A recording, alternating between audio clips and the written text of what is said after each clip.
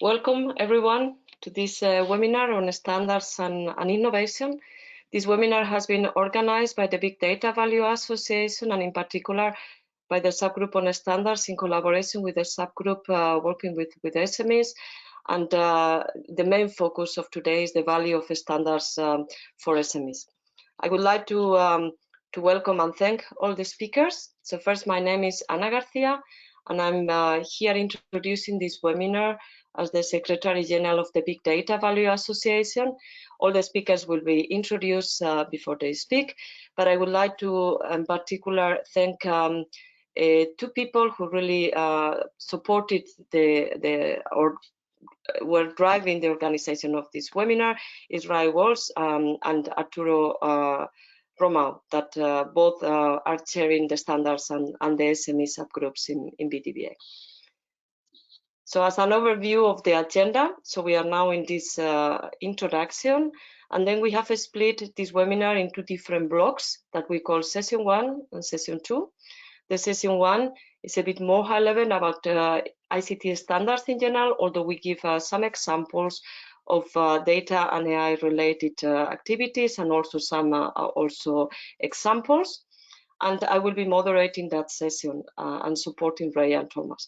And then the second session, moderated by Ray, will focus more in particular aspects for SMEs. Finally, we will close this webinar with a closing testimonial from Ahmed Soylo. Some practical considerations for everyone. First, in this webinar, only presenters and moderators can speak. All participants can interact, and you can write your questions in a question panel. So you have the questions panel on the right side of your screen. If you cannot see it extended, you probably will see a very small kind of bar with a red arrow. You need to click the arrow to extend the questions and answers area, and then you can click the arrow again for if you want to have your screen clean. Also, as a note, I would like to inform you that this webinar is being recorded, and we have plans to make it available to everyone afterwards. And also we will make all the presentations available. So you will receive an email probably in 24 hours with all the information. And now, before we start, we want to know a bit more about you. So I'm launching now a very quick poll for everyone, where we are asking you whether you are in this webinar more representing an SME or large enterprise or research center of academia or any other organization. So if you can input your data, and you can choose more than one option, and then in a few seconds I will close the poll, and in that way we know a bit more, and also the speakers we will have a bit more information about who you are. Okay, 80% of the people voted. 5 more seconds. Okay, just not to waste more time, let's close the poll. Let's share the results. So it's a very good balance, but it's good we have more SMEs, as the target audience of today was mainly SMEs, but it's very good that we have a very well-balanced audience today. So thank you very much. So at the end of the presentation or the webinar, you will also receive a very short survey, so you can give us some input about future topics that we can incorporate in our sessions. And with this, I finalize my introduction, and I would like to give the floor to Ray Walsh. And Ray is a standards lead at the Dublin City University, and also he's the chair of the standards activities in BDVA.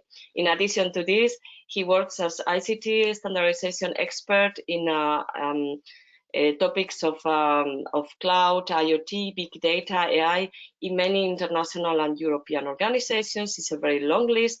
So I give the floor to Ray. I'm making him presenter, and the floor is yours, Ray. Thank you, Anna. I hope everybody can see me and see my slides. I've just say good morning to everybody and welcome to our standardization webinar for SMEs, and in relation to specifically data and AI standards generating value for SMEs. And today I'll be approaching the talk more from not a technical side, but more from the benefits to the SME sector, looking at how BDVA is engaged with standardization and how we can best support SMEs in innovation through global interoperable standards and technologies. So to get the ball rolling, we just start with something very simple in relation to standardization.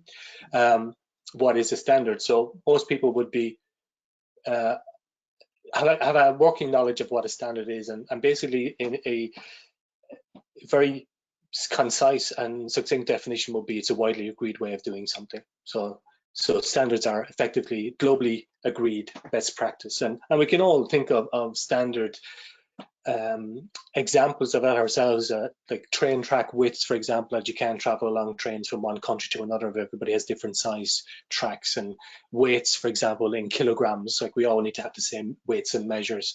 GSM as a standard for communications using phones, that is something that's widely adopted worldwide and allows us to communicate when we're on the go. Standards are all pervasive, and they're, I suppose one way of looking at them is to call them the unseen force that basically binds our technology ecosystems together. They're like gravity to the universe.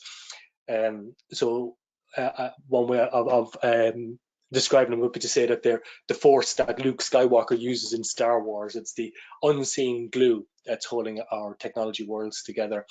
And the example I've put up on the screen here on the graphic is a smartphone, and a smartphone contains lots of standards, so it's very easy to identify with it and to see in one small device. It's in your hand at the moment, probably in your pocket. You have IEEE standards for Wi-Fi, for Bluetooth, W3 standards for web technologies, ECMA and ISO standards also for Java, ETSI standard for radio, Sensenlec for safety. So lots of standards development organizations and standard setting bodies were involved in developing standards that make this technological breakthrough, which is the smartphone, available to us all. And what are the benefits then of standardization in general? Why would this be of any interest, for example, to communities that are engaged with this standardization seminar today? And I'm targeting specifically startups and SMEs with this particular talk. And you can see there's quite a bit here on the graphic here where you can just read down through it, but effectively what it says is that for startups and SMEs, the main thing is to try and generate revenue. So money and economical value for services, products, and tools is your main driver. And standards and standardization attract investment. That's very, very key to a startup or an SME. It allows your company just to go from quite small at the start to scale, because standards are widely adopted. If you're driving the standardization process and innovating through standards, then that focuses on international trade. It breaks down barriers, lets you to expand your portfolio of technology and services to a much wider audience. Standards help us to create better and safer products and services and tools, and that's something that we need to be very cognizant of from the point of view of the customer, because the customer puts great store in having built-in safety, built-in quality into their products and services. Standards increase productivity, and that is not an obvious one, but it reduces costs because it stops you going down cul-de-sacs of development. It consolidates innovation on specific tracks and forces the next generation of research and development to kick off, to evolve the technology standards. It fosters innovation uptake, because once the innovation has been adopted and standardized, then more customers will adopt it. And standards create, more so than anything else, the big buzzword associated with standards are interoperability. It allows you to work worldwide, your work and your products and your services and your tools. It doesn't matter whether it's in Ireland or the UK or in Germany or Belgium or wherever you're actually working. If you're working to a standardized approach, then your products and services and tools are international. Who's responsible for developing standards? Well, here's a graphic which contains a small list, actually, would you believe, of standards development organizations and standard settings organizations and bodies, and also known as SDOs and SSOs. You'll see a lot of abbreviations and terminology associated with standardization in this seminar, but I've tried to reduce it as much as possible. And what we can see here is some of the global ones up at the start here. So ITU, associated with the United Nations, ISO and IEC are the two of the larger global development organizations. But also for us within BDVA and within the European community, we've got CEN-CENELEC and ETSI, which are the two recognized standards development organizations recognized by the European Commission. So it's very important that we're aware of the work that CEN-CENELEC and ETSI are involved in. So they are obviously working at a European level. W3C, IEC, ISO, ITU are more at a global level. But what's not on this slide would also include that we have our own national bodies. So NSAI, which is the National Standards Authority for Ireland, my national body, is also very important in developing standards, as is DIN, BSI, AFNOR, NR. There's lots of national bodies for all the national bodies of all the national countries involved in standardization. And now, what is the process? Where do you start when it comes to standards? And really, in a nutshell, it's like any other product or service like developing a standard. You start with an idea, and that's your inception phase, and you write it down, which should be more conception, and flesh it out a little bit. Then eventually you will sit around a table, because that's what this little graphic really means. It's a consensus process. You sit around the table with your colleagues, and you'll try and come up with improvements and looking at it from different points of view, and put it in context and improve it and agree with your colleagues then over a period of time that eventually what you've written down is sort of fit for purpose in relation that it accurately describes the technology you're trying to bring to market, and it's something that everybody can live with in terms of its adoption. Once you've come up with that agreed consensus, that document, you sort of have an approval process, and effectively then you tell the world, and that's what publication is. So you publish your agreed solution then to the world, and eventually then there is a phase after that where standards become obsolete because new technologies get developed, new standards come in, and they basically replace the older standards. So it's a constantly evolving situation. I mean, effectively standards are live documents. They evolve with the technology, so they never stagnate. They're constantly being updated and renewed. And over on the right hand side of the graphic then just shows you the relationship between the national bodies and the international bodies. So the different ones are associated with different levels of the standard. So international, as I said, is ISO, IEC, and ITU. Regional levels will be our European, CEN-CENELEC and ETSI, and at the national level then is your own national body. So these are the German national body representation, so DIN and DKE. And for, as I said, for Ireland that would be NSAI, and for the UK that would be BSI, for India that would be BIS, etc., etc. Okay. Next. At the end of the day, what have you got? And this is just it's not very clear because I wanted to just put an overview. I didn't want to go into any specifics of it, but an overview of what the documents would look like. So if you look, whether it's an ITU or an ETSI, etc., document, and what would the end product look like? And this is the deliverable at the end of the day, how it's sort of structured. And it helps you to create the standards, because usually you start with actually a table of contents like this with no content in it. So you'd have, well, what's the scope of our particular standard, and put it in context in relation to other standards that exist or other reference documents that exist, and then talk about vocabulary in relation to what are the terms and definitions associated with our new technology, or that we're standardizing, or our new process, our new service. And when you're finished describing the technology and the context in which it exists, that's your main body here. So this would be different chapters or clauses within the reference document, which identifies the technology in more detail and how to use it. And eventually then, in the end, you'd have some annexes, which would be more informative rather than normative statements. So they're not specific about how you use or employ the standard, but it will put it in context and tell a broader story about your standard service, product, or innovation or tool in the context of other ISO, ETSI, or ITU, IEC standards, etc. So that would be your deliverable at the end of the day, as they say.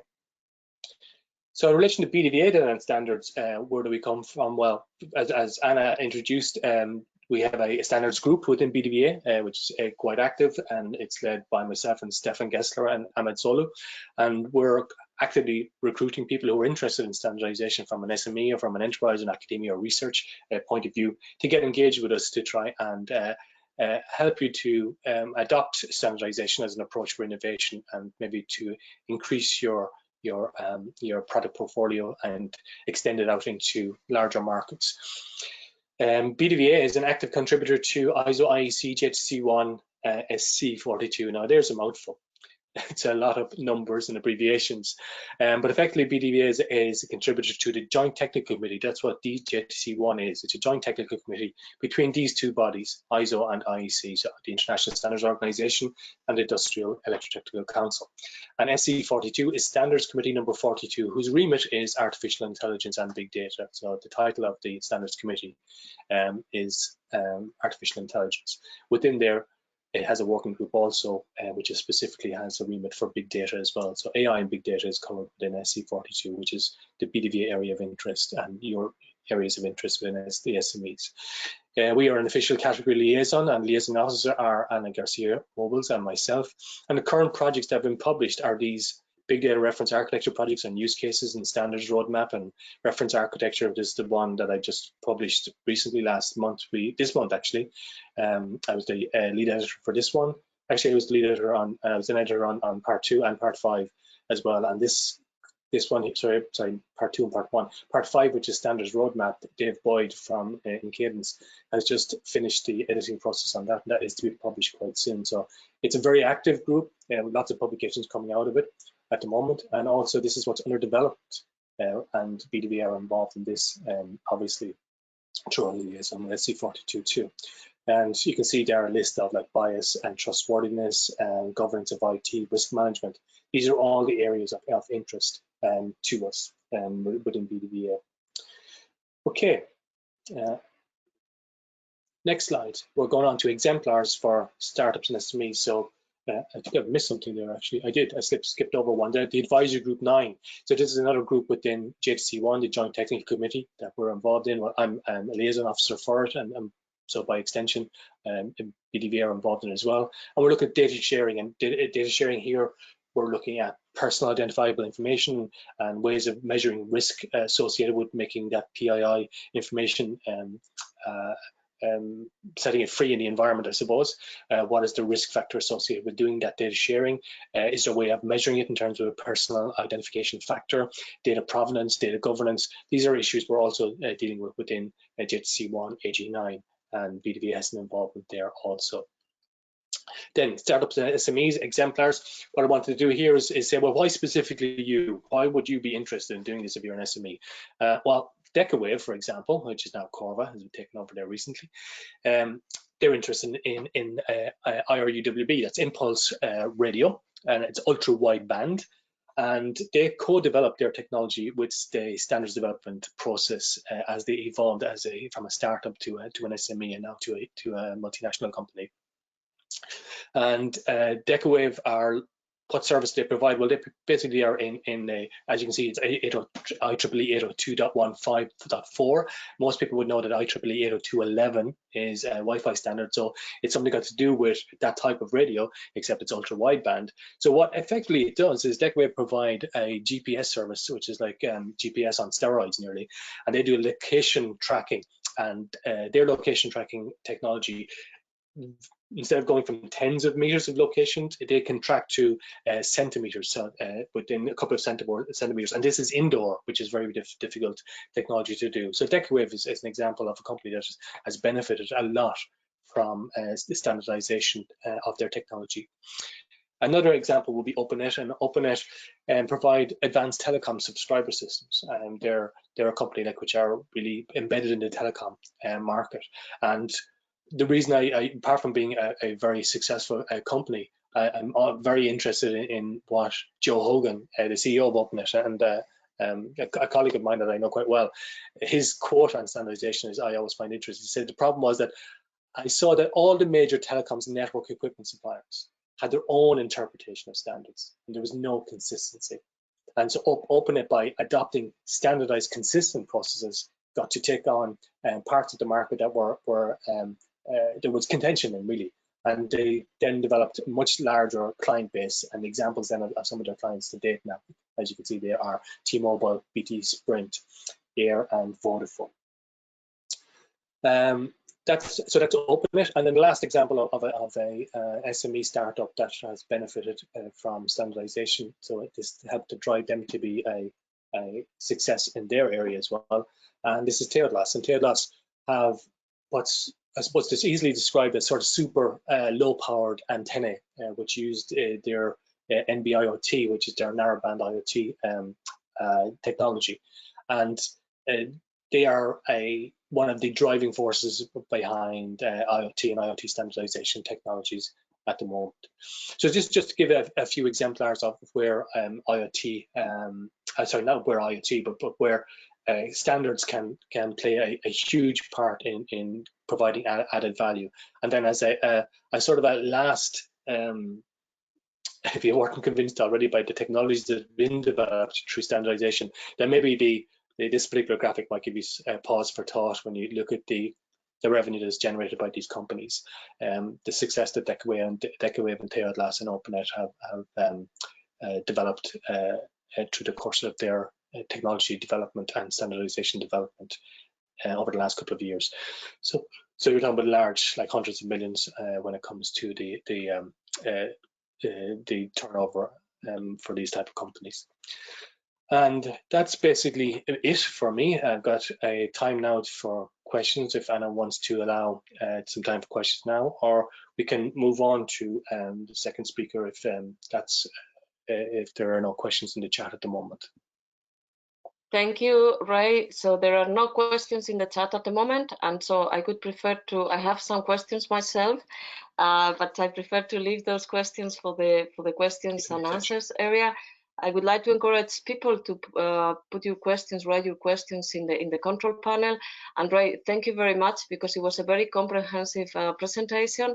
Also, I think very inspirational cases at the end, and I think this is a very good introduction for those ones that are not so much into standards. So thank you very much.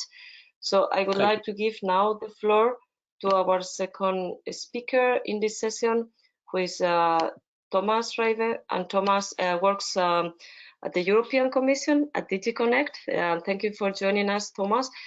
Thomas is another expert in standardization and is working in the transversal team looking after ICT standardization at the European Commission. So the floor is yours, Thomas.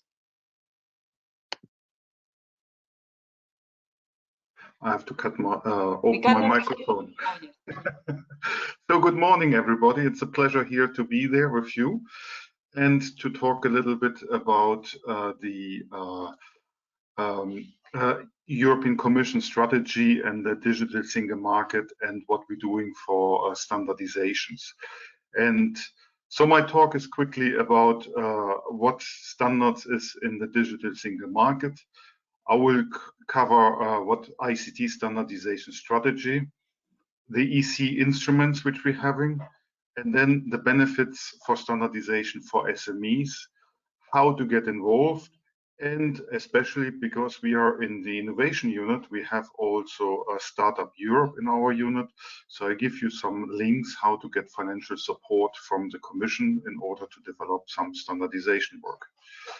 So overall, the digital economy is quite large.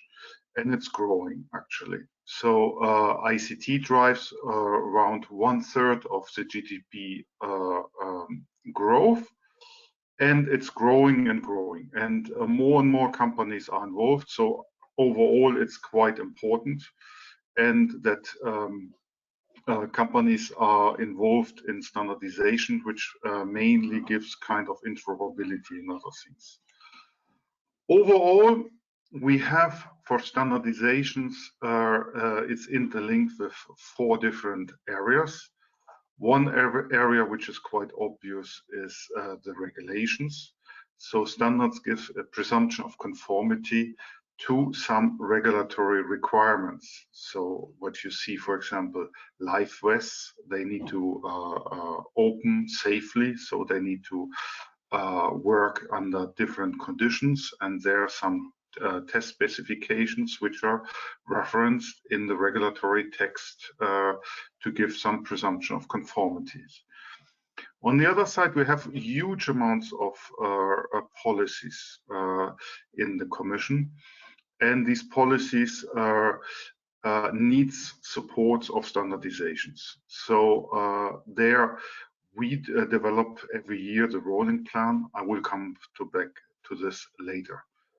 The other big part will be research and innovations. So we have the Horizon 2020 program from the Commission, which is quite huge, where we support quite a lot of research projects, and where we're expecting some research components. Then the last bit is the international dimension. On the international dimensions, standardization is quite important for technical barriers to trade, and for so to get access to the different markets and to export your products.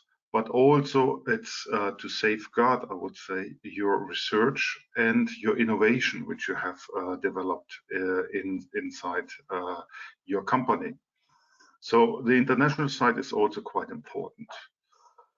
The challenge which we're having in ICT standardizations, it's there's a lot of bodies and organizations involved. Ray already mentioned that. So you see there on the top side, there we have some standards developing organizations, which is only a small fractions of it. We're counting more than 500 standards developing organizations, formal and informal ones. And we have also what we have the public-private partnerships. So with BDVA, but also for cybersecurity, EXO, 5GPP, and for Internet of Things, IoTI. What we need basically is to get involved in all that and find your path.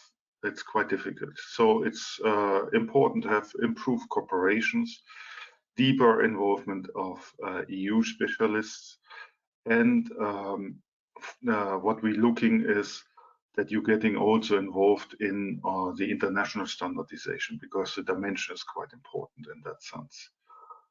For that, we have to participate in the international side. We had in the past Standardization project, which supported some researchers and European experts to go to international and global standards organizations like ISO, IEC, GTC1, and so on. And this was some funds between 3,000 and 9,000 euros, I think. And the projects finished in February this year, but we have a new one which comes up in September. So we hope that September, October, there will be again a call for European experts who can then, where we funding basically the experts, so travels and subsidies to go to international standardizations events. Because this is quite important, and the flights and the subsidies is quite difficult to support. Then we have the digital single market. So we had in the past a package in 2016, and where we put 4 different technologies upfront, like 5G, cloud, cybersecurity, Internet of Things, which needs some importance. But also we put standard essential patents, or a balanced approach for standard essential patents and international standardizations on the agenda. But overall, we will, in the 4th quarter of 2020, we will come up with a new strategy. And there we will probably concentrate again how to improve the European standardization systems and adapt it to the international context, but also how to get more involved in international standards, because we see China and the US is quite important and dominated, I would say, the international standardization landscape. So there, from the European Commission side, standardization is quite an important part. So we have a lot of different instruments which we're working on. Like I mentioned before, the rolling plan for ICT standardization, which outlines basically the standardization or ICT standardization needs in support of EU policies, which is published every year. And we just published a couple of weeks ago the rolling plan. I put the link afterwards here in the presentations. This is basically the work where you can look for e-health and other services, what you need to do, or what where standards can help. Then we have the annual work program, which is also published every year. This is giving the standardization request, which the Commission intend to give to the European standardization organizations. Then we have our framework. So our legal text is this EU 1025/2012 regulations. And for the rolling plan, we have an expert group, which is called the multi-stakeholder platform, composed of all major international, European, and global standardization organizations, and the member states and societal stakeholders. And we're discussing what about the ICT standardization strategy, but also the rolling plan and identification of technical specification for public procurements, which is quite complex. So coming back to the rolling plan. So the rolling plan, as I said, it's nice, gives a nice overview about the EU policies where standardization is considered relevant to support. It defines the most important standardization initiatives and actions to support EU policies for the next years. And as I mentioned, it complements the annual work program and focus on ICT. And it's a living document and it's updated every year. So at the bottom, you have now there the link to all the different rolling plans. So as you see, standardization has a legal components. So the legal components, they can give a presumption of conformity. So they are referenced in the legal text. But on the ICT side, we have a lot on interoperability, and which you're looking here for example, TCP/IP, which is by IETF done, HTTP or HTML by W3C, and so on. So next, why SME should be involved in standardizations? Obvious one is to enable interoperability of services, so that your services have a better market access, because most of the time you're developing a certain a part of the ecosystem. Then standardization encourages the spread of innovation and transfer of research, further innovate on top of certain components in the value chain. It helps to prevent duplication of efforts, so you can see what the others have done. It's more transparent in those things. It opens up new markets and expands the markets and brings down cost and increase competition, because other people might have access to that. And it creates trust, confidence in products and services. So the products will then not be there on the market as for one day or a couple of one generation of a product, but have a longer run. It gives meaningful comparisons, like there are some performance safety standards, as I mentioned before. And then it makes easier the participations, for example, in the procurement process, because we asking, for example, that the procurers identify technical specifications to support their requirements. Standardization may also avoid vendor lock-in and interchangeability of systems and components from suppliers. It increases the reputations and builds strategic partnerships. And overall, it, as I mentioned before, on the international level, it helps to eliminate technical barriers to trade. So it's quite a lot of advantage, I would say, to get into the standards, but it's quite complex. So why and how you can get involved? So first of all, you need to understand the whole landscape and where standards is related. And there, for example, here, BDVA, they have a working group. They're doing landscape analysis, and they can help you and guide you where to go and in which standardizations areas. Then how will the company use existing standards? So you need to see what is your, for the interoperability of your systems, your interfaces, and how you interact with the things. And then how will the company participate in standardizations? You need to see how what you actually would like to achieve.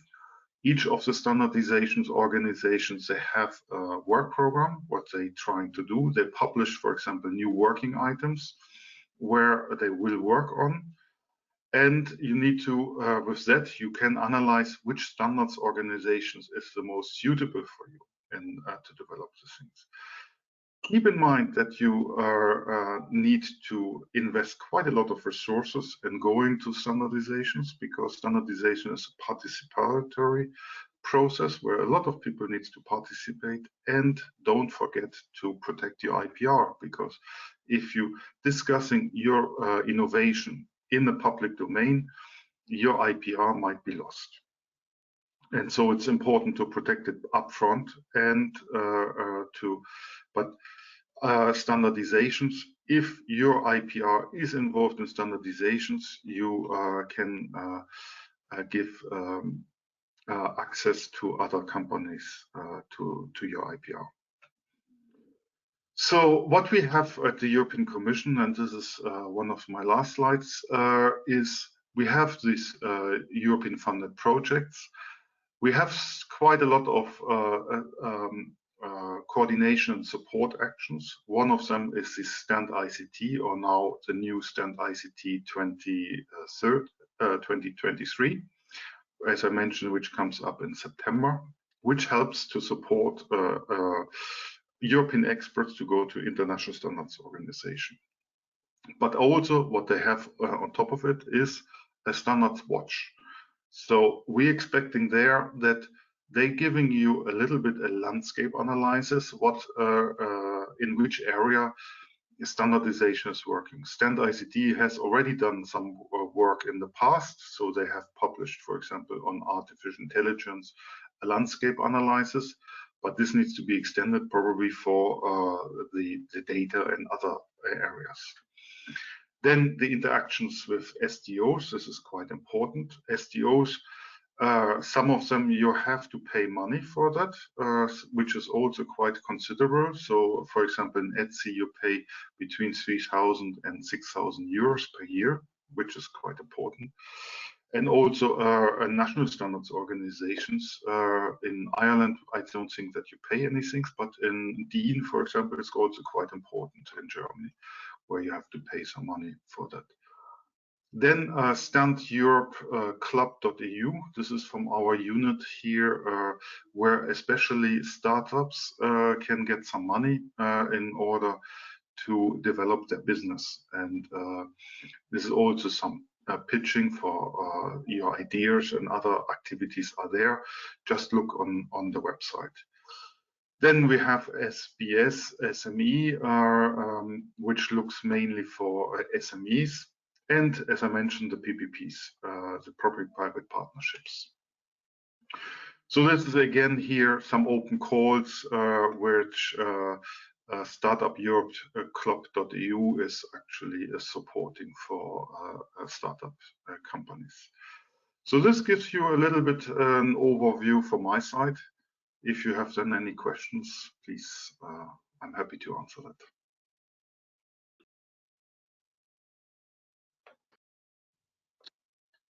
Thank you very much, Thomas. Very informative, very good presentation. I also, from my position in representing the Big Data Value Association, I really thank very much the European Commission for all these efforts in bringing together research and innovation with the standardization regulation policies. And I hope, towards the next framework program, the cooperation is even tighter. We have some interesting questions. Thank you, Ray, for joining this small panel discussion. So we have a question from my colleague, Oliver Hoffman, and it's a bit long, but it's very interesting. I will try to rephrase it properly. So AI is connected to computer systems, and these systems are based on standards and creating standards with or without an official standardization process. This is also true for the interaction between AI systems and human users. For example, the way Google has represented knowledge about the world with their knowledge graph shapes, the way search results are returned. Over time, people are adapting their search queries to what works with Google, and eventually Google's knowledge graph is implicitly creating a standard for knowledge. So what are the activities for linking these kinds of implicit standardization process to explicit standardization? So question for you both, Ray and Thomas. Okay, quite a long question.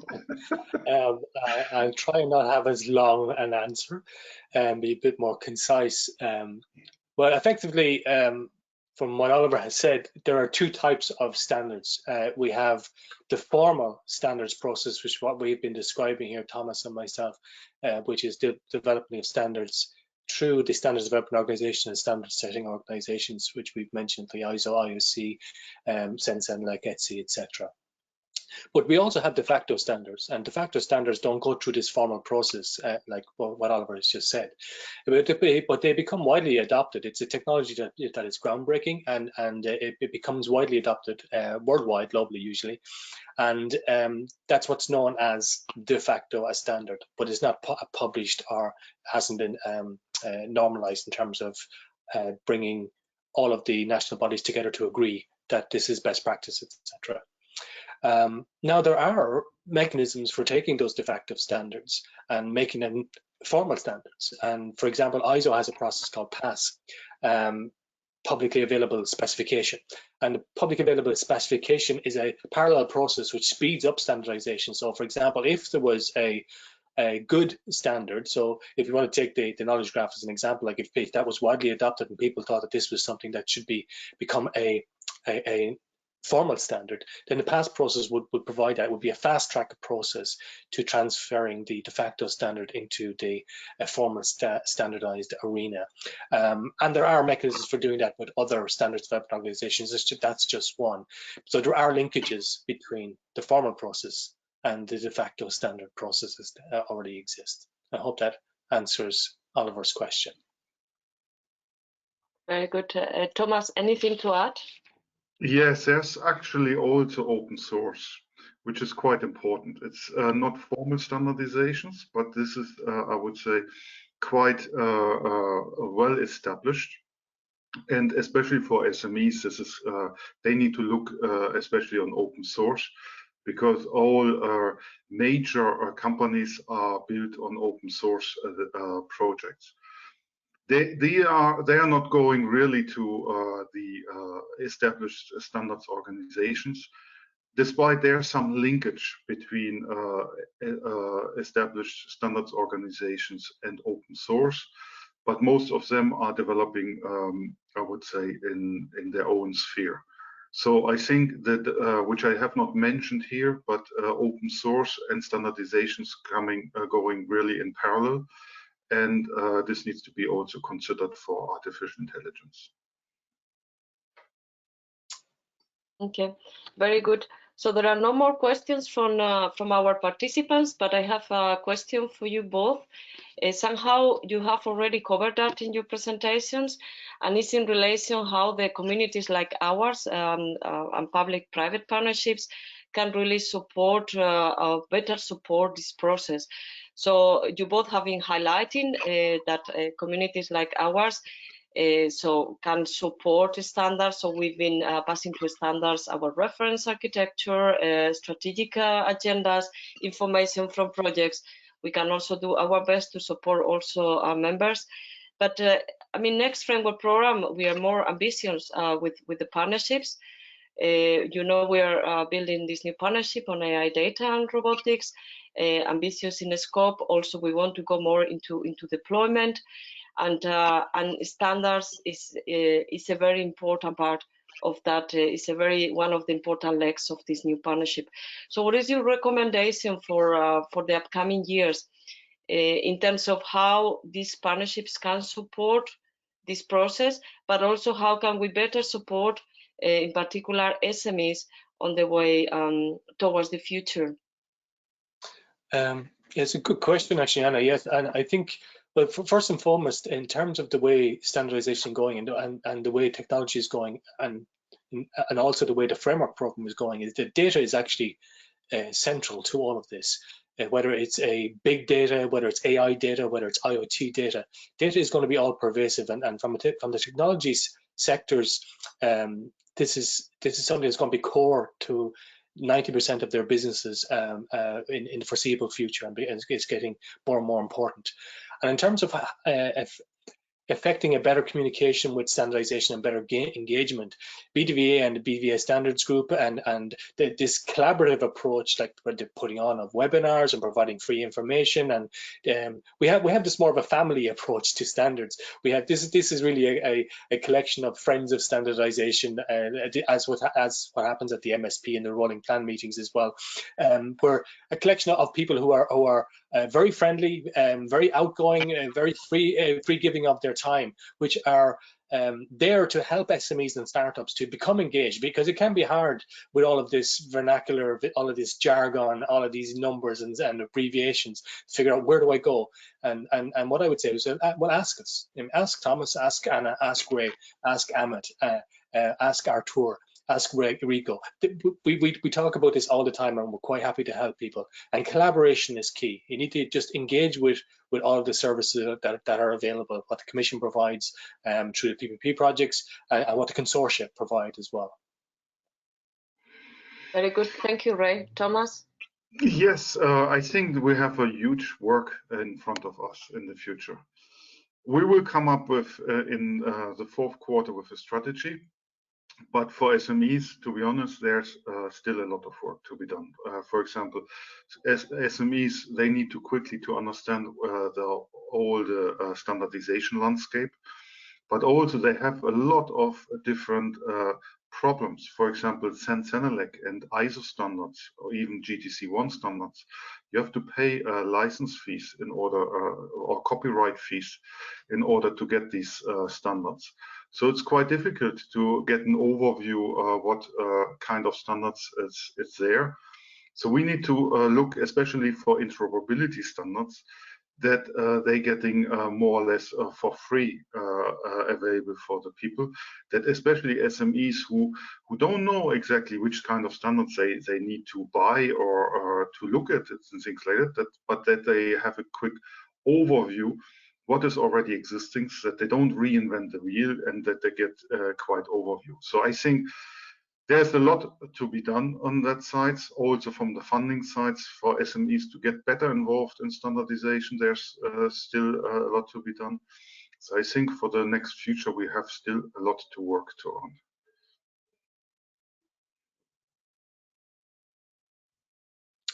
Anna, you're on mute. Yeah, thank you. I noticed. Thank you, Ray. So thank you very much, Thomas, and thank you very much, Ray, also. So we have finalized this first part of the webinar. I'm just gonna very quickly show what is coming up, and then I give the floor now to Ray to introduce our upcoming speakers and to moderate the second part of the session. Thanks very much, Anna. Okay, I'll put my webcam back on just while I'm speaking and give you time to get Rigo set up, because I want to introduce Rigo Venning. Rigo is the legal counsel for W3C, and basically Rigo's remit then allows him to advise to the management on most legal aspects of the W3C consortium's operations. That includes contractual relationships and licensing and consulting and lots of other highly legal and technical stuff that I'm not really very good at, and I'm going to leave Rigo to talk about that. So Rigo's talk is on GDPR strategies, a guide for survival, a very interesting and engaging talk. Over to you, Rigo. Thanks. I hope you can hear me. GDPR came to us in 2016, and there was a transition period. And now we have, at least in tech media, lots of talks about scary stories. GDPR will end your business and all that. And here I'll give you a very short guide for survival that allows you to dig deeper in case you decide for one strategy. So there are three possible strategies that you can have. The first one is do nothing, flying under the radar of the DPA, hoping that nobody realizes that you're processing personal data. The second one is entering the anonymization, de-anonymization game, because if you process data that is not personal data, GDPR is not applying, and you're out of danger. And the third one is being really at the forefront, being a startup that is highly innovative and that does contextual consent gathering and intelligent data handling that preserves knowledge and the legal grounds. And there we are back in the graph data that we talked earlier, where Google is creating a graph, and W3C has standards on those graphs. So when you do nothing, you fly under the radar, and the risk depends really on your use case. If you're a startup and you have your first 20 clients, perhaps it's not the best idea to fully have a full GDPR compliance thingy, which is very burdensome, in place just for the first 20 customers when your technology doesn't stand yet. You have to do privacy by design. You have to imagine that for the future. But I mean, at some point in time, you have to be reasonable to test out things first and to find, and there are reasons to fly under the radar. The benefits are very easy. It's simple. You process data. You just don't care. You have no limits, filters, constraints. You really can. This is what the U.S. policy is saying. Okay, we can derive new knowledge from data and find new great things, but also create a lot of trouble and creepiness with people. And there's no costs, no money, no investment, nothing. Okay, but it has some caveat. Caveat is that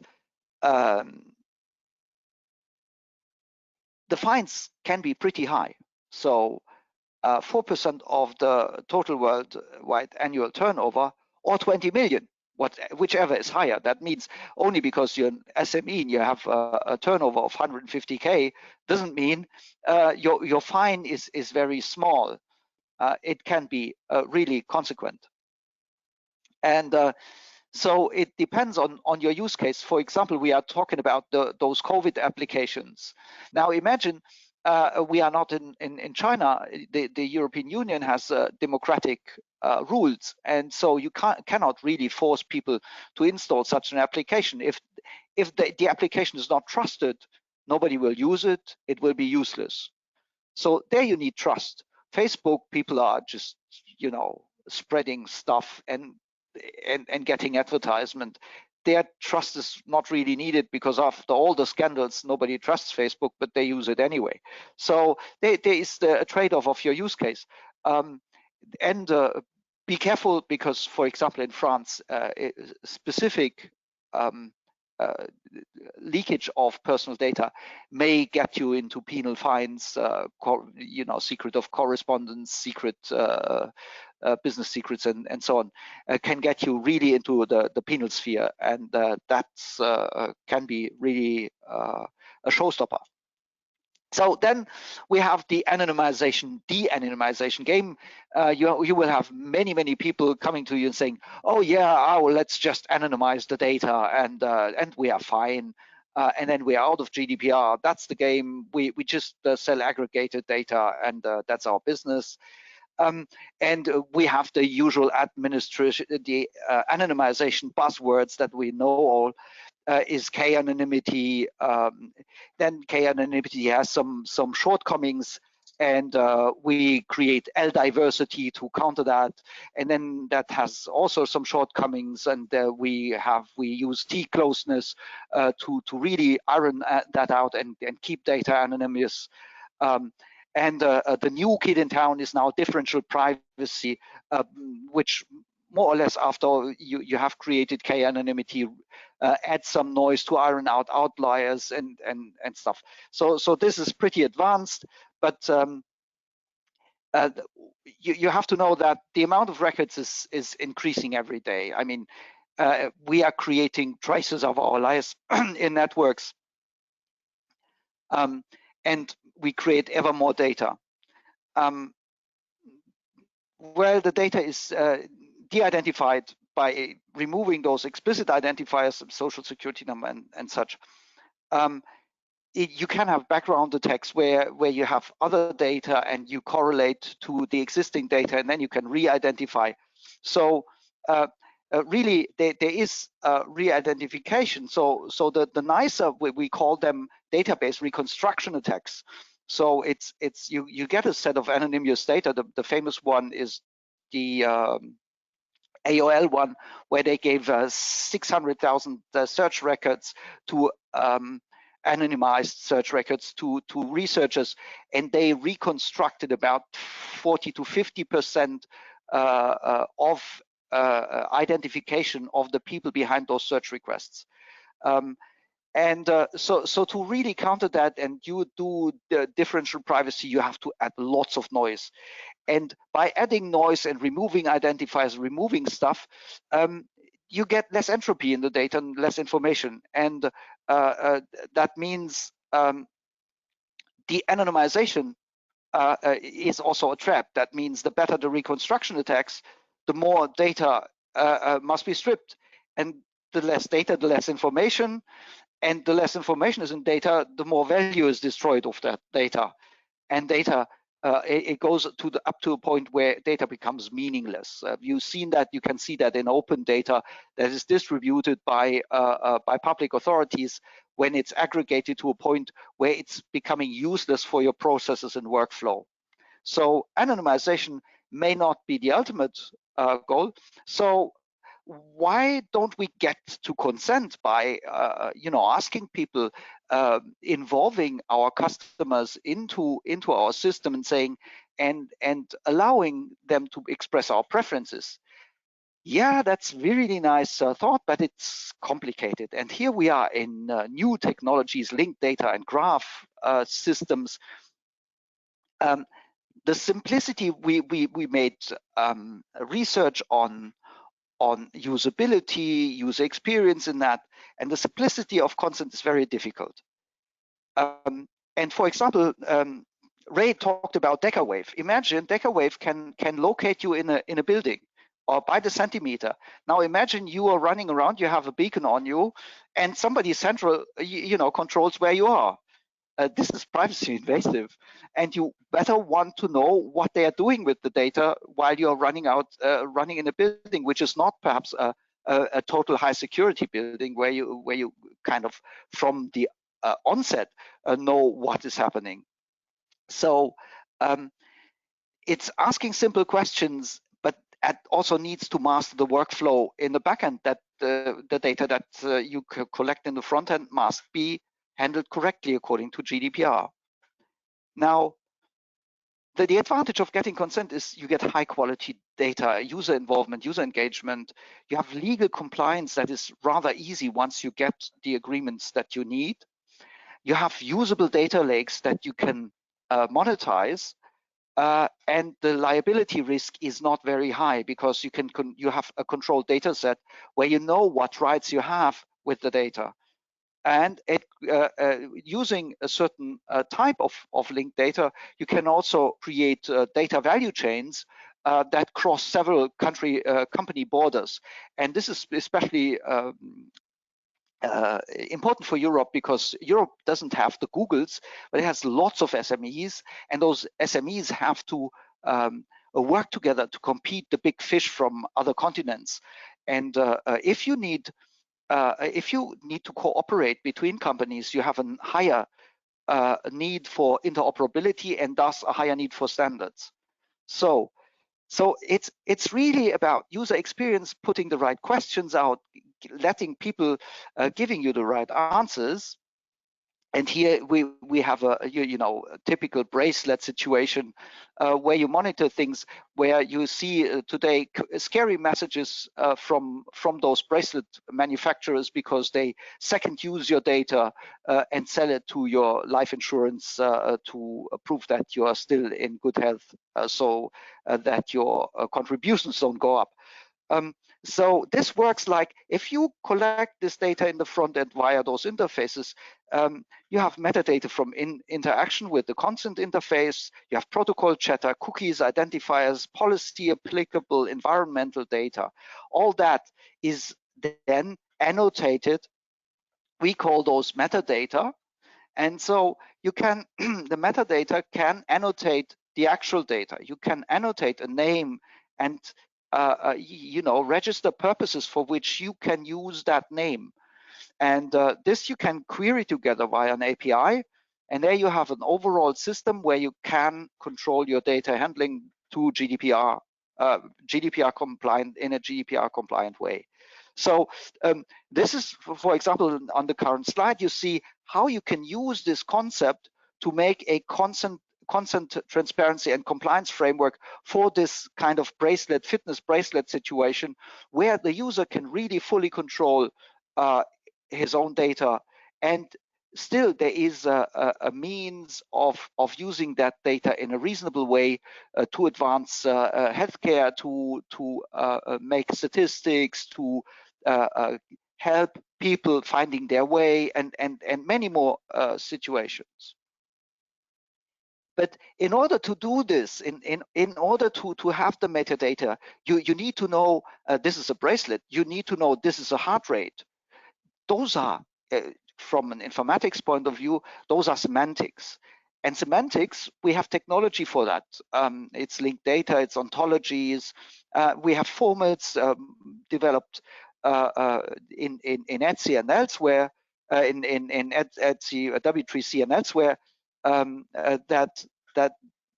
that create in a specification a formal representation of a semantics and a description, what it actually means. And so I encourage everybody to go out and look for those vocabularies, because it spares you to reinvent your own. You can speed up to by weeks and months by reusing those specifications. For example, we have FOV VCARD for the personal information that you encode, name, surname, first name, all internationalized and well done. We have geo-positioning, for DecaWave. If you want to get a DecaWave screen in an interoperable way, you may want to use a NeoGeo, or you may use GeoSparkle to query those. You have ODRL for rights languages, and you have the provenance vocabulary for quality of data and for the description of your data sources.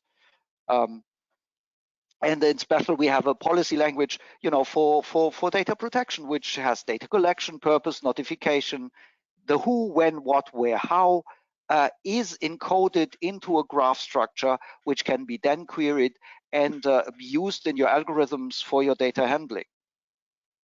Now, because we're in this project, we found that this was interesting so many people, we made first a workshop, and this is, like Ray put it, a typical scenario in a standardization is some people come together because they have all the same problem. So if you have lots of friends saying, oh, we have this common problem, let's do something about it, you can use just a mailing list, or you can address this into a SDO because they know how to organize the procedure, and so you avoid you get knowledge how to organize this, and you get a framework that avoids you making mistakes that everybody has already done 10 times, right? So we organized that workshop to talk about the vocabularies, especially the privacy vocabularies. What semantics do we need for GDPR? And at the end of the workshop, there was a poll, like you had one in this webinar already, and the number one interest of people was to create a taxonomy of regulatory privacy terms, so that we all are on the same page when we talk about those regulatory terms, also in machine readable and human readable ways. And we started to trigger a group by creating the Data Privacy Vocabulary Controls Community Group, the DPV CG in W3C, which is a group that everybody can join. It's not a formal group, it's very lightweight, where a first kind of idea is done. So there is already a specification being there. It's a platform you can join. There are phone calls, there are mailing lists, there are documents that people work on. If you have an interest, you can just join. And so for the moment, the semantics in this group in the vocabulary is centered around the processing. So you have personal data handling, then you have a data controller, that's an annotation, the recipient, data subject, and so on. But the same thing you can see in a different way when it's centered around the data subject, where there is a controller, the data subject has data, the data is processed by the data controller, who may use a data processor to process the data from the data subject. So you see that you can have many views on those ontologies, and it's very good to kind of put that in those multiple views, put them into the specification and the ontology, so that everybody can work with them later on and doesn't have to reinvent their own, and which gets me to the end. And it's easy to get involved. Thanks. Thanks very much, Rigo. That was a very interesting talk. It covered a lot of information, and I think you're going to have lots of questions coming out of that. But I'm going to hold off on the questions until after we've had the other two presentations from our other two colleagues from the SME sector. And the first one I'm going to introduce is Artur Romau, and Artur is the Director of Innovation and Development, and the company is called Dexis. Artur is a member of our PDA Standards Group, and he brings an SME experience from the Dexis point of view. So I'm going to pass over to Artur, and Artur will give you the SME experience. Thank you, Ray. Hope everyone is listening. Good morning. I'm here as representing Dexis, as Ray told you, but also in my capacity as being involved in BDVA, specifically in the SME working group. So that's why I will talk about an SME, which is my company, and big data as well because of BDVA. So I'm going to try to present you something very, very practical, something that we are doing here at Dexis, and if that illustrates our involvement with standards, how we use them. First of all, because I'm sure 99% of you don't know DEXIS. A few words about DEXIS. We are an established company from, well, we are over 25 years now. We are based in Portugal. We have also offices in Spain. We have around 200 employees and a dozen involved in R&D. Just to show you how keen we are on standardization, the timeline below shows you that we were the first IT company in Portugal to be ISO 9000 certified. So we have a long history of being close to standards. More recently, we entered in the ISO 27000 and 20k worlds. Well, we as a company, we do lots of things, but for this session, I would especially like to emphasize or to focus on something that we are developing in the big data area. Just first, a rationale for what we are doing here. We are trying to tackle the issue of the amount of external data that is out there that can be used by companies to mix and to blend with their internal data sources, and from there have a more comprehensive intelligence supporting their decisions. We did this by setting up a platform, a service platform that is being used as in the SaaS model. In a very high level overview of it, this is how we position ourselves regarding the market. So there are external data sources. I've on purpose blurred the examples I have because I didn't want to mention any of those sources specifically, but there are lots of them that we are right now working on. And just before anyone wonders, of course, property rights here are things that we take very seriously. So when we collect data from those sources, we tend to take care of subjects like those. So we collect data, we put it into a big data lake that we are managing. And again, remember, this is a very high level. I'll go into details in a minute. And then we partner with companies that are service providers to their own customers. We are not here looking for end customers. And in this interaction with our partners, which are basically in the business intelligence market, but also we are now working with companies in the artificial intelligence area, and I have an example of that in the end.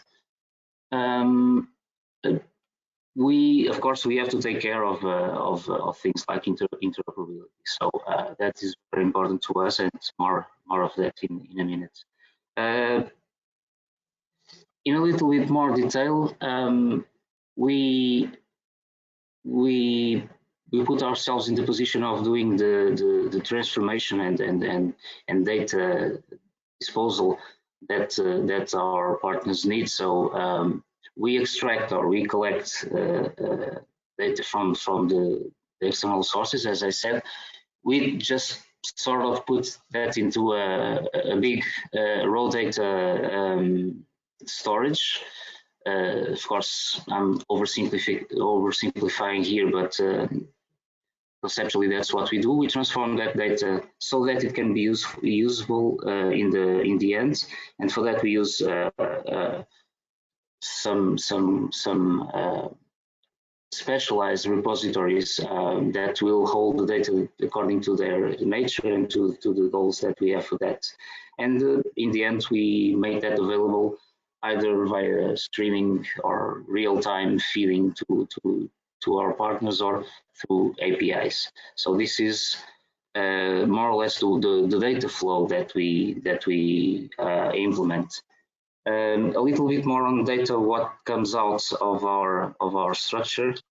And if we look at the right-hand side of the slide, we basically give away simple data result sets. We call it result sets because it's just the work of transforming original data sets into something that is ready for processing or for analyzing.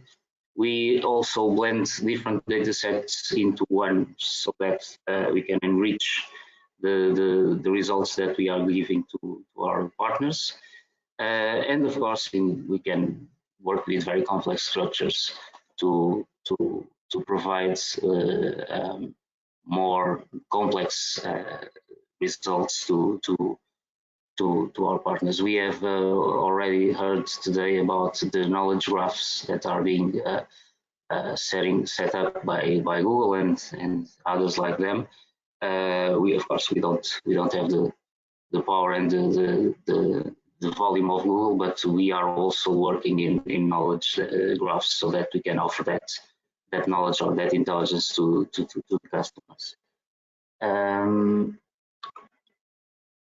Regarding standards, we of course tried not to reinvent the wheel, so we just looked out there what was going on in the standardization scenario to look at what we should try to adopt, just not to reinvent the wheel. As I said, if you remember about one of the last slides from Thomas, why should SMEs being involved in standardization? Well, I can see myself in all of those items those topics that Thomas presented, and that was our rationale for adopting these standards. So we looked at what is out there, and we designed our own infrastructure, our own platform based on standards that were being developed and or are already out there, which is the case of now ISO.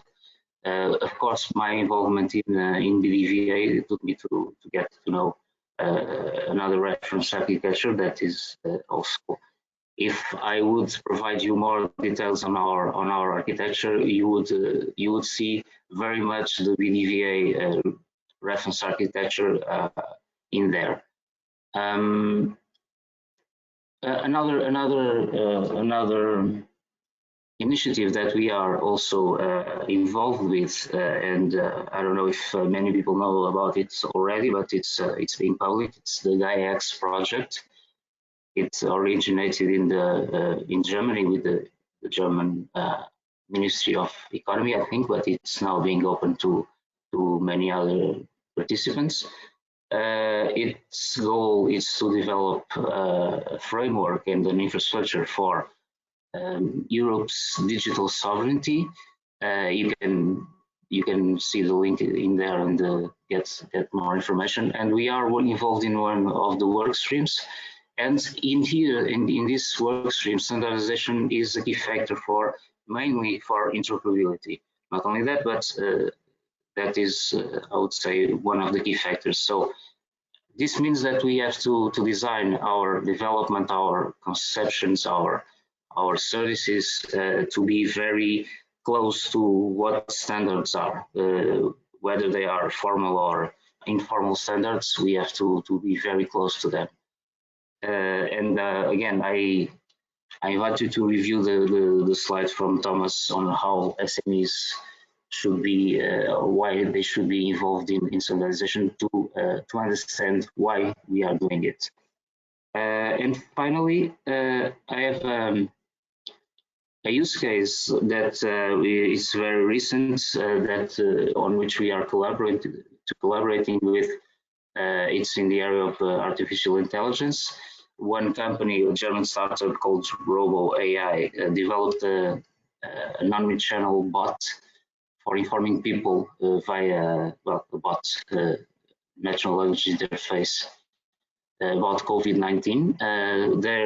Their goal was to provide reliable information from trusted sources, but well, they are an AI company, not a data company, so we partner with them to be their trusted data supplier, which means that we have to collect information from the sources that are relevant for this, well, in this case, the national health authorities and the likes. prepare the data for them to be able to process in real time, because people are asking questions in real time and they want answers immediately. And you can try it yourselves. You have the link in the slide, and they are providing answers to people that are asking questions about COVID-19 in a reliable manner. And we are in the background providing the data for that use case. So we can only do this by doing things standards in terms of the way that we collect and process data, but also the way that we provide data to, in this case, to our partner. We didn't want them to adapt to our way of working. We just provided them what standards do we use, and of course they have to adapt to standards and not to us. So it's an example. I'm afraid I cannot give you specific examples of other customers that are using us, but in this case, it's very public. So I invite you to know Cosibot and being aware that we are one of the partners that are providing material for their service. And I guess that's it. Thank you very much. Thanks very much, Artur. That was a very, very interesting presentation, and it does show a lot of the benefits of being involved in the standards and standardization process. So I'm going to hold off on asking questions until after our second speaker has spoken. And I want to just introduce Antonio. Antonio Kuhn is a member of the BDVA Standards Group. He is co-founder of Trialog, with more than 30 years experience in the field of cyber physical systems and the Internet of Things. He knows particularly a lot about architecture, interoperability, data security and protection. So without any further ado, I'm going to allow Antonio to present on Trialog and standardization. Thank you, Ray. I hope you hear me well. I'm Antonio Kuhn, from CEO of Trialog, and we've been working on innovation since 1987. I want to explain the value of standards for Trialog in this picture. So, as I said, we want to provide innovation and support integration of innovation to companies. You have this famous Venn diagram where you show how innovation happens. It's intersection of desirability, viability, and feasibility. We want to support the customer that deploys innovation in the market. Okay, and how do we do this? First of all, we have to have the know-how. Okay, and two examples: you are expert on smart meter interoperability. For instance, the French Linky program, we are leading that aspect. Or we are experts on currently the e-vehicle charging stations. Okay, we have lots of projects there. But actually, viability is because they are standards. So just give an example concerning the smart meters PLC in France, but also outside internationally, you have G3 PLC, which is being used in China, Japan, Australia, Europe. And for the charging station, you have ISO 15118, which is used worldwide. And we are actually experts on those standards. So you can see that the standard is a key enabler for innovation, in particular for an SME that wants to provide support on integrating innovation. So I'm going to give an example of what we're doing now. And the market example is the smart city practice for privacy. This is starting nicely with Rigo's presentation, by the way. So when it comes to a smart city practice for privacy, we should not escape it, Rigo. We should handle it. So actually, a smart city must deal with complex ecosystems. Okay, you have IoT, big data, you have multiple domains, multiple technologies, multiple concerns, multiple stakeholders. Okay, and the municipality has to handle the ecosystem, and in particular privacy. So it has to handle requests to citizens, privacy impact assessments, data sharing agreements, contracts in an ecosystem which from a privacy point of view or privacy compliance point of view includes the citizen, the data controller, data processor, the integrator or solution provider, and suppliers. Okay, of course they have privacy obligations. Of course they have to provide privacy impact assessment and privacy by design. And of course, the suppliers have to follow the requirements, but this has to be managed. Okay. So how can you help? So you have to have know-how, okay? And know-how, we thought there would be about security and privacy plans. And I want to give the example of the Internet Connect project, which is the H2020 project, large-scale pilots on IoT large-scale pilots on smart homes, smart grids, and buildings. It includes 7 large-scale pilots for 7 countries, okay? And actually, they all have to deal with security and privacy. They all are handling ecosystems, okay? I would say they are baby ecosystems because they are large-scale pilots funded by the Commission, and in reality, the real ecosystem will be much larger. So since they are baby ecosystem, we can learn and we can practice, okay? So the objective is to learn how to define security and privacy plans and to use them, okay? So here you can see here a security privacy plan content. It contains governance, data management, risk management, engineering plan, and citizen engagement. And the way we are going to learn is that we're going to apply a process, we call it SPOCS, by the way, Security and Privacy Plan process. And the pilot level, we will learn about practice. We will define the plan, the privacy, security and privacy plan template. We'll define the plans and we'll execute them, okay? And of course, we will learn a lot, and beyond, we want to assist the market on this practice, okay? So this is a know-how, okay? But we need more, we need standardization. A company like Trilog SME, we cannot go to the market and say, we know everything. We cannot, people will not trust us. So we have to rely on the standards, okay? So the example of standards is something that is related. ISO IEC 27570, privacy guidelines for smart cities. And I'm actually the editor, okay? So you can see that in the standard, Ray showed the structure of a standard. So you have general, let's say, consideration about privacy in smart cities, guidance for the ecosystem, standard they can use. You have a wealth of standards, including, for instance, big data that must be taken into account. And there you have the practice. And here you have the guidelines about 5 processes, okay? And in a nutshell, it shows that the document will explain how the smart city must include some kind of ecosystem governance body to coordinate the interactions between organizations so that at the end of the day, privacy is managed correctly, okay? So they will select best available techniques and ensure that it is continuously improving, because what's going on in the smart city is a continuous evolution. So the involvement of Trilog there is, we realized that standardization is quite important, and we were lucky to work with the European Data Protection Supervisor, which actually launched a working group or community called IPAN, Internet Privacy Engineering Network. And we provided our small share of, let's say, contribution by providing a wiki, which is actually listing or providing information about current privacy standards, okay? And this is the page concerning ISO IEC standards. And I have to say that since the start of this wiki, more than 400,000 hits have been, we saw visitors have been there. The current work is, we see that standards take a long time. So you cannot just wait that standards are published and then work on them. Since we're innovation, we must accompany the creation of the standards, okay? So we showed here to you all the standards in which we are involved, okay? Because we have different markets and different, let's say, services and products we have in mind for the future.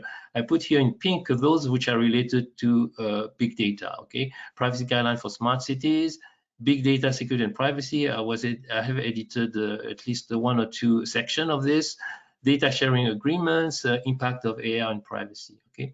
So how come an SME can be involved there? Okay, so first of all, I want to highlight the fact that I'm a member of the French national body, and the French national body has a policy that it's waiving a cost of participating for SMEs, okay? So basically, my participation through the French national body is free, okay? So this is a very big French advantage, I would say. Okay, and then for my travel, I got support from Standardization, which actually Thomas mentioned, and for which there will be a follow-up. This is also very important, and we have to say that the Commission has recognized the need to get support. Okay, but also we have liaisons. Okay, so and we mentioned the BDVA liaison, but you have also the AITI liaison. I'm the liaison officer. BDVA liaison, and also H2020 projects can create liaison. So I have two liaisons which I'm actually in charge of. One is on privacy, the prepare, well, both are on privacy actually. One is the prepare liaison, one is the PDP4E liaison, okay?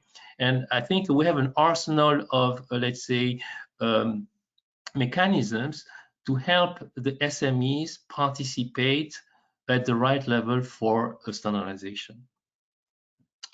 That's it. Okay, well, thank you very much, Antonio, for another excellent presentation. At this stage, I'd like to invite back Rico and Artur to the stage so we can ask some questions in relation to the talks that we've just heard. And I have one question that's come in already, and it's from a distinguished collaborator of ours, Emilio Davila Gonzalez, who's the head of sector for ICT standardization with European Commission. And thank you, Emilio, for joining us. And Emilio's question is directed to you, Artur, but I think anybody can join in to answer this as well. But it's in specifically for your experience, Artur, participation in standardization it can be a difficult and resource-consuming activity. In your experience and as SME, would you say that your involvement was overall worthwhile and positive? And what should be improved to ease participations of SMEs in standardization process? So Artur, have you got a view on that from Emilio? Yeah, okay. Thanks for the question. I hope it's been clear from my presentation that we have benefited, and that's why we are very much involved and keen on following standards, for sure. But as you said, and resources are key. Yeah, it's quite time-consuming and resource-consuming. So I don't have the benefit of being involved with Standardization as Antonio is. So I don't have the means to be so much close to it to the process and participate. But we do our best. Yeah, resources and costs are one of the key factors that may prevent or at least may make an SME manager think about it, and if in the end they should reinvent the wheel or try to be involved in standards and do things in a standard way. Sometimes it's not so obvious the choice. It should be, but sometimes it's not. And another thing that I think it might be worth considering is the complexity of some standardization processes are maybe not compatible with what an SME can bring to the table in terms of involvement and even know-how, because sometimes depending on the people that are involved with it, sometimes it's very difficult to understand and to interpret and to make sure that we are able to be compliant. So those are, I would say, that those are the two factors that I would identify that could prevent an SME to make the obvious choice, or at least should be an obvious choice to adhere to standards.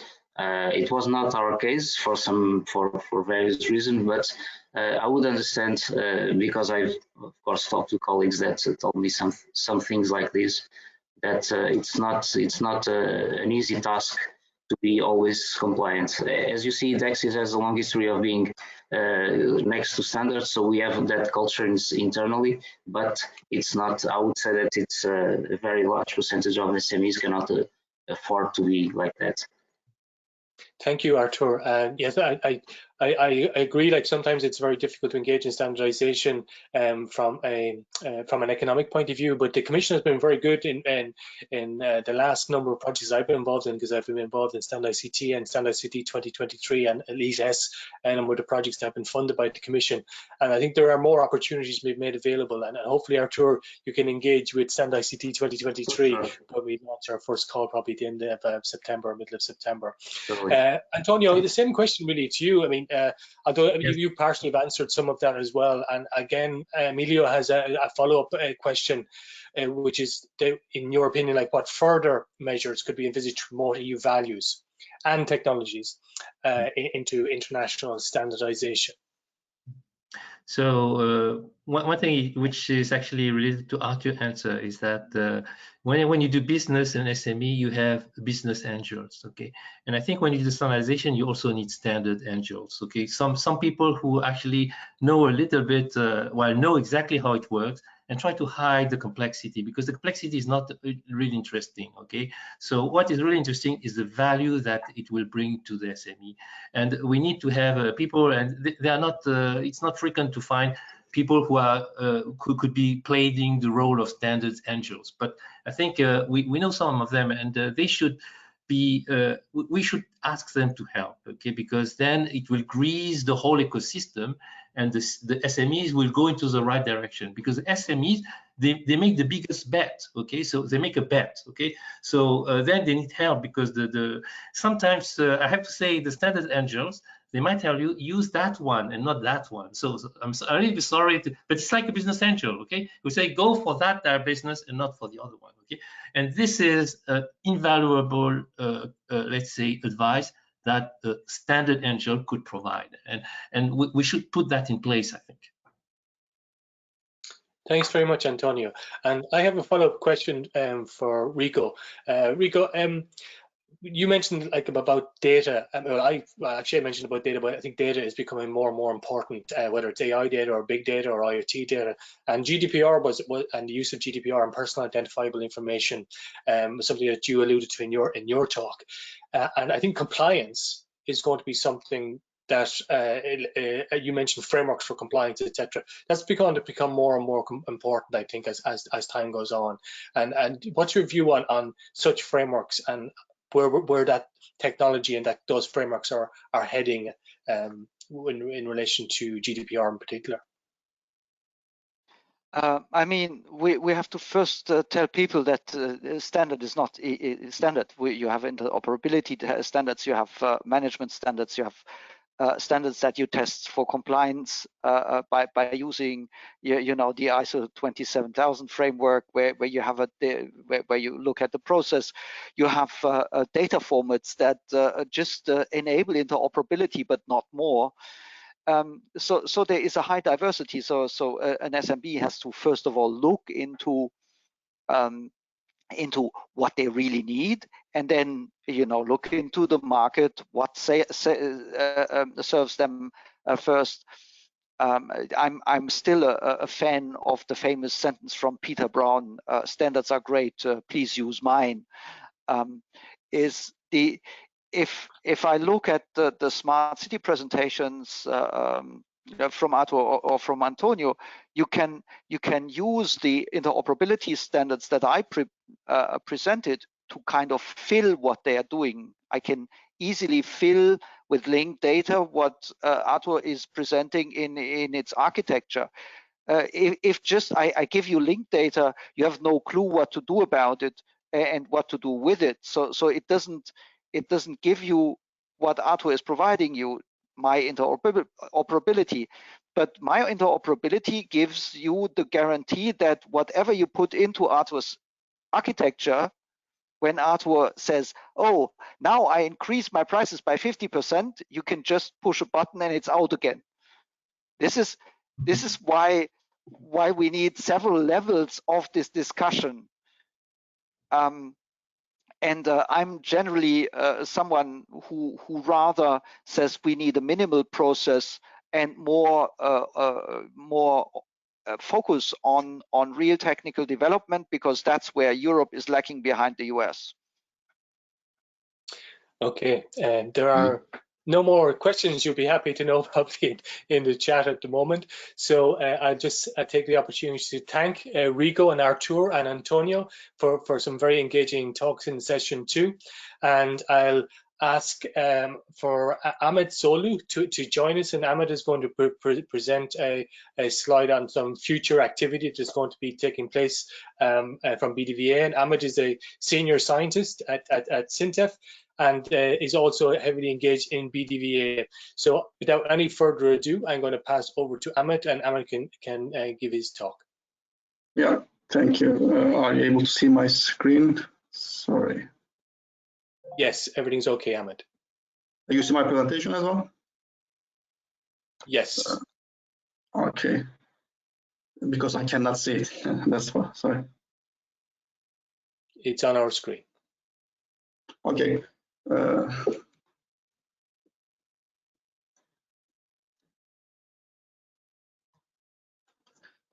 Thanks, Ray. So in this closing testimonial, I would like to briefly touch upon the involvement of BDV public-private partnership projects in standardization. I would like to start by saying that standardization is becoming more critically embedded in research and development projects.